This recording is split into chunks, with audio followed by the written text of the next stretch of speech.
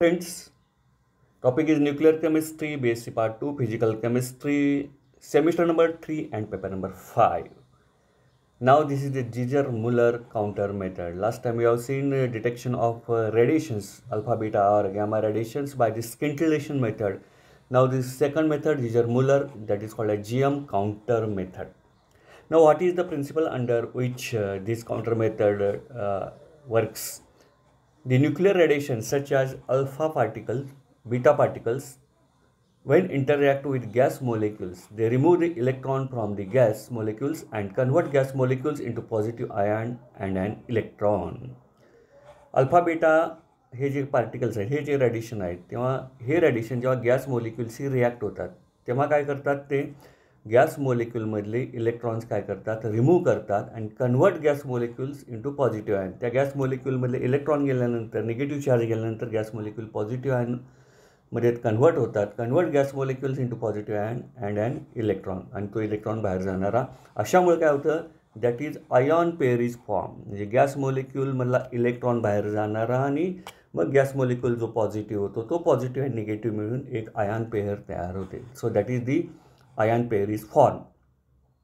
That is, production of ion pair is equivalent to ionization of a gas molecule. जेवढं ionisation gas मोलिक्युलचं होईल तेवढ्या ion pairs काय होतील तयार होतील. स्पेसिफिक रेडिएशन, स्पेसिफिक म्हणजे फक्त अल्फा असेल फक्त बीटा असेल तर त्याच्या अनुषंगानं स्पेसिफिक आयोनायझेशन हे त्याचं होत असतं. आता अल्फा बीटा आणि गॅमा ह्या तिन्हीचा जर विचार केला तर आयोनायझिंग पॉवर जास्त कोणाची आहे तर गॅस मोलिक्युलचा अल्फा पार्टिकलचा मारा केला तर आयोनायझिंग पॉवर याची जास्त आहे ग्रेटर, त्यामुळे आयोनायझेशन जास्त होईल. So ionisation power of alpha particles is greater than that of beta particle and than that of gamma particle. So gamma particles has very low ionisation power as they do not produce ion pairs. म्हणजे gamma रेडिएशनचा उपयोग नाही म्हणताना इथं आपण म्हटलेलं आहे फक्त such as alpha particles and beta particles. इथं गॅमा पार्टिकलचा उल्लेख केलेला नाही आहे कारण त्याची आयोनायझेशन पॉवर लो आहे आणि आयोनायझेशन झाल्यानंतर आयन पेअर्स झाल्याशिवाय हे आपल्याला प्रोसेस पुढे कॅरी आऊट करता येत नाही. तर याची आपण स्केमॅटिक डायग्राम किंवा स्ट्रक्चरल डायग्राम आपण पुढे समजावून घेऊया. Construction and working. सोर्स आहे रेडिएक्टिव्ह एलिमेंटचा, इथे सोर्स दिसतो. ही मायका विंडो आहे. हे ऑर्गॉन प्लस इथिल अल्कोहोल हा या गॅसच्या स्वरूपात ह्याच्यामध्ये भरलेला आहे. ही जी वायर दिसते ह्याला ॲनोड आपण म्हणतो. हा जो वॉल आहे हा पूर्ण ही जी वेसल दिसते हा कॅथोड म्हणून ॲक्ट झालेला आहे. इथं अप्लाइड इलेक्ट्रिक फील्ड अप्लाय केलेलं आहे आणि इथं इलेक्ट्रोमीटर आहे म्हणजे इथं सगळं रेडिएशनचं मेजरमेंट होतं. अशा पद्धतीने ही डायग्राम आहे. When ionising radiation alpha beta particles enter through mica window they ionise the argon atoms releasing electron. तर इथं रेडिओ सोर्स आहे त्यातून अल्फा बीटा हे पार्टिकल्स बाहेर पडतात. हे बाहेर ह्या मायका विंडोतून आतमध्ये येतात. इथं ऑर्गॉन गॅस आहे तर ह्या ऑर्गॉन गॅसचं काय करतात ते आयोनायझेशन करतात. The electrons are accelerated towards the wire and they bring more and more ionization till electrons and ions spread along the wire. तर इथं काय होतं हे रेज अल्फा किंवा बॅटा इथं मायको विंडोतून जातात. इथं ऑर्गॉन आहे हे ऑर्गॉन गॅसचं आयोनायझेशन चालू होतं. आयोनायझेशन जसं चालू होईल तसं त्यातून इलेक्ट्रॉन्स बाहेर पडायला लागतात. नंतर इथंमध्ये the electrons are accelerated towards the wire. ह्या वायरकडे इलेक्ट्रॉन्स अट्रॅक्ट व्हायला लागतात कारण तो पॉझिटिव्ह चार्ज अनोड आहे. And they bring more and more ionization till electrons and ions spread along the wire. म्हणजे ह्याच्या माध्यमातून ह्या वायरच्या अवतीभोवती सगळे ते आयॉन पेअर्स गोळा होतात जे काय असतील ते. आयन पेअर म्हणजेच पॉझिटिव्ह आणि इलेक्ट्रॉन निगेटिव्ह असे. The positive ion migrate towards the wall of the cylinder. Positive ion काय करतात कॅथोडकडं ॲट्रॅक्ट व्हायला चालू होतात and accepts negative charge from the wall आणि त्यातला निगेटिव्ह चार्ज ॲक्सेप्ट करतात आणि पेअर्स त्याच्यात तयार होतात. आणि ह्या ions pair from the wall in the form of current pulse. The pulse is amplified and recorded as count in the electrometer. इथून काय करतात याच्या माध्यमातून इलेक्ट्रिक फील्डच्या माध्यमातून इथं जातात. इथं आपल्याला त्याचं डिटेक्शन होतं आयन पेअरचं आणि त्याच्यावरून आपल्याला काय करता येतं जिजर-मुलर काउंटर मेथडच्या सहाय्यानं रेडिएशन आपल्यालाही डिटेक्ट होऊ शकतात. So the positive ion migrate towards the wall of the cylinder and accept negative charge from the wall in the form of current pulse. The pulse is amplified and recorded as count in electrometer. याच्या साहाय्याने आपल्याला radiations major करतात. तर ही जीजर Mueller method आहे. पहिले आपण scintillation method बघितली, how to measure the nuclear radiations. Now what is radioactive decay constant, half life and average life. So rate of decay म्हणजे कमी होणं किंवा डिसइंटिग्रेट होणं is given by the mathematical equation minus d by dt of nt is directly proportional to nt. म्हणजे याचा अर्थ बघा, rate of disintegration of radioactive element, rate of decrease किंवा decay of disintegration of radioactive element is directly proportional to number of atoms of radioactive element present at time T. तर इथे negative time दिलेला आहे.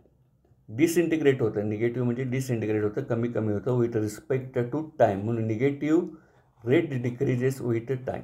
म्हणजे जसं time जाईल तसं तो रेडिओएक्टिव्ह एलिमेंटचं डिसइंटिग्रेशन होतं आणि त्याचं कन्व्हर्शन काहीतरी प्रॉडक्टमध्ये होत असेल. So rate of disintegration of radioactive element, negative rate decreases with the time is proportional to number of atoms. त्या टाईम टीला त्या रेडिओएक्टिव्ह एलिमेंटमध्ये किती ॲटम्स आहेत, number of atoms of radioactive element present at time T. So minus D N T by D T. आता proportionality sign आपण remove केला equality साईननं, तर तिथे काहीतरी कॉन्स्टंट येतो, lambda into N T. So this lambda is called as decay or disintegration constant. So in the radioactive decay, this is the decay constant. So this lambda is called as decay constant or disintegration constant. And by solving this equation, n0 to nt upper limit lower limit वापरून आणि इकडं d0 to dt upper lower limit वापरून integration केल्यानंतर हे equation येतं. Lambda is equal to 2.03 divided by t log of n0 by nt. So what is the equation for decay constant? Lambda is equal to 2.03 divided by t into log of n0 by nt. n0 number of atoms of radioactive element at t is equal to 0. Initially सुरुवातीला किती होते, त्याचं डिसइंटिग्रेशन झालं time टीमध्ये, तर ते N टीला किती उरले, number of atoms of radioactive element at time T is equal to T. तर हे इक्वेशन लक्षात ठेवणं महत्त्वाचं आहे. Lambda is equal to 2.03 divided by T log of n0 by nt. So this is the equation for decay constant. Now what is half life? Half life is denoted by the letter t or it is t half. So half life is equal to 0.693 divided by lambda. हे आपल्याला equation माहीत आहे. आणि average life टो, ह्याला टो म्हणायचं, फक्त ही टीची range थोडी कर्वड आहे. Tau is equal to 1 divided by lambda. 1 divided by lambda that is equal to 0.693 divided by T half. तर टीची व्हॅल्यू आपल्याला माहिती आहे 0.693 divided by lambda. Lambda is equal to 0.693 divided by T. T म्हणजे T half इथं आपण घेतलेला. आणि ह्याचं जर आपण उत्तर काढलं तर किती येतं, म्हणजे ह्याचा रेसिप्रोकल घेतला 1 upon lambda, 1 upon 0.693 divided by T हाफवर गेले आणि 1 डिवायडेड बाय 0.693 1.443 टी हाफ. तर हाफ लाईफ ॲव्हरेज लाईफ टोनं दाखवतो, तो 1 अपॉन लॅम्बडा असतो आणि त्याची व्हॅल्यू 1.443 इंटू टी हाफ अशी असते. नाव radioactive equilibrium that is secular equilibrium, हा भाग आपण पहिला बघतो. So in case of secular equilibrium disintegration process, समजा ए हा पेरेंट एलिमेंट आहे, रेडिओएक्टिव्ह एलिमेंट आहे, त्याचं डिसइंटिग्रेशन झालं, त्याच्यावर रेडिएशनचा मारा केल्यानंतर तो त्याचं डिसइंटिग्रेशन होऊन तो डॉटरमध्ये कन्वर्ट झाला आणि हा परत बी त्याचं थोडंसं इंटिग्रेशन झालं आणि दुसऱ्या डॉटर एलिमेंटमध्ये कन्वर्ट झालेला आहे. इथं डिसइंटिग्रेशन कॉन्स्टंट लॅम्बडा ए, इथं डिसइंटिग्रेशन कॉन्स्टंट लॅम्बडा बी. इथं half life period T half A, इथं half life period T half B. अशा पद्धतीने एक रिॲक्शन आपण विचारात घेतलेली आहे. तर आपलं इक्वेशन आहे rate of disintegration of radioactive element decreases with time T. So minus D by D T of N T is equal to lambda N to N T. Rate of डिसइंटिग्रेशनचे equation आपण आत्ता बघितलं. त्याच पद्धतीनं A मॉलिक्युलसाठी काय येईल, minus D by D T of N T is equal to लॅम्बडाऐवजी लॅम्बडा ए येईल, एन टी ऐवजी एन ए येईल. तसंच सिमिलरली बी ह्या इक्वेशनप्रमाणे minus D by D T of N T is equal to lambda B into N B. तर ह्या इक्वेशनचा वापर करून आपण ए आणि बीसाठी काय केलेलं आहे, इक्वेशन डिराईव्ह केले आहेत. आता इक्विलिब्रियम कंडिशनला काय होईल, दोन्ही या रिॲक्शनचा दोन्हीचे रेट काय होतील, इक्वल होतील. So at equilibrium minus D by D T of N A is equal to minus D by D T of N B. So the condition is equilibrium. आता हे दोन्ही एक झाले म्हटल्यावर हे दोन्ही सुद्धा एक होणार. So lambda A N A is equal to lambda B N B. Lambda A आता एन बी हा एन ए इकडे आणला, N B by N A is equal to lambda A divided by lambda B. हे equation तयार झालं.